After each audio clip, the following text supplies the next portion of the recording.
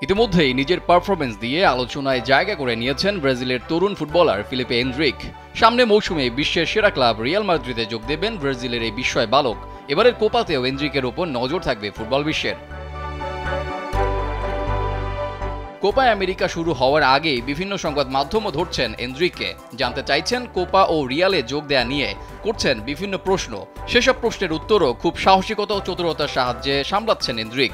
কোপায় নিজেদের চির প্রতিদ্বন্দ্বী আর্জেন্টিনা কেমন করবে এবং লিও মেসি চলে গেলে আর্জেন্টিনা দলটায় কোনো প্রভাব পড়বে কিনা সেই প্রশ্নের উত্তর দিতে গিয়ে এনদ্রিক তৈরি করেছেন চাঞ্চল্য।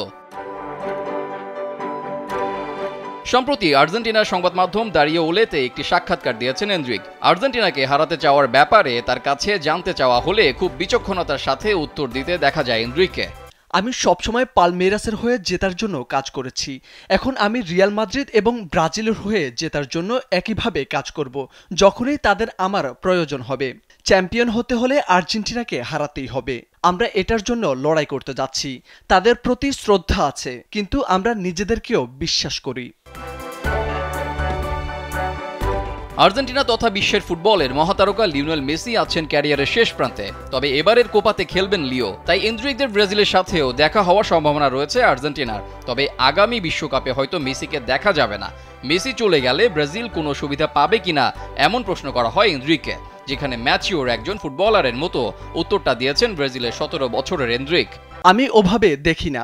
আর্জেন্টিনার সবসময় বেশ কয়েকজন তারকা ছিল এবং কেউই একা একা চ্যাম্পিয়ন হতে পারেনি। এমনকি মেসি ছাড়াও আর্জেন্টিনা সবসময় যে কোনো টুর্নামেন্টে ফেভারিটদের তালিকায় থাকবে।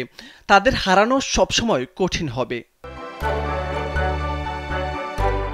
21 জুন থেকে যুক্তরাষ্ট্রে শুরু হবে কোপা আমেরিকা, যার জন্য সবার আগেই দল ঘোষণা করেছে ব্রাজিল। নতুন কোচ ডোরিভালের দেয়া স্কোয়াডে জায়গা পেয়েছেন ফিলিপে এনদ্রিক।